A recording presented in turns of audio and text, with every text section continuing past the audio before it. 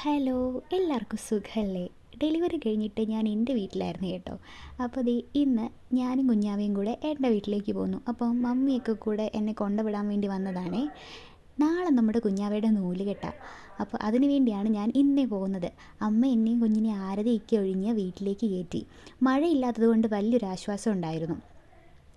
അതിനുശേഷം ഞങ്ങൾ എല്ലാവരും കൂടെ ഒരുമിച്ചിരുന്ന് സദ്യയൊക്കെ കഴിച്ചു. പിന്നെ ദേ അച്ഛനും അമ്മയും അപ്പച്ചയും എല്ലാവരും കൂടെ നാളത്തേക്കുള്ള ഫുഡിൻ്റെ പ്രിപ്പറേഷൻസ് ആണ് കേട്ടോ. വർത്താനമൊക്കെ പറഞ്ഞ് മൂന്നുപേരും കൂടെ സബോളയൊക്കെ അരിഞ്ഞു കേട്ടോ. രതീഷ് ചേട്ടനാണ് എല്ലാ പ്രാവശ്യത്തെയും പോലെ നമ്മുടെ ഫുഡിൻ്റെ പ്രിപ്പറേഷൻസൊക്കെ. പന്തൽ പണിയൊക്കെ ഉച്ചയ്ക്ക് മുന്നേ തന്നെ തീർത്തായിരുന്നു. കാരണം ഉച്ച കഴിഞ്ഞ് മഴയാണെങ്കിലോ എന്ന് കരുതി. ഞാൻ ആദ്യമായിട്ടാണ് ഈ സബോള അരിയുന്ന മിഷ്യൻ കാണുന്നത്. അപ്പോൾ അതേ അണ്ണനാണ് മിഷ്യൻ വെച്ച് സബോളയൊക്കെ അരിയുന്നത്. സന്തോഷണ്ണനും ഇവിടെ എന്തൊക്കെയോ പരിപാടികളിലാണ്. നാളത്തേക്കുള്ള ഫുഡിൻ്റെ പ്രിപ്പറേഷൻസൊക്കെ ഇവിടെ കാര്യമായിട്ട് നടന്നുകൊണ്ടിരിക്കുകയാണ്.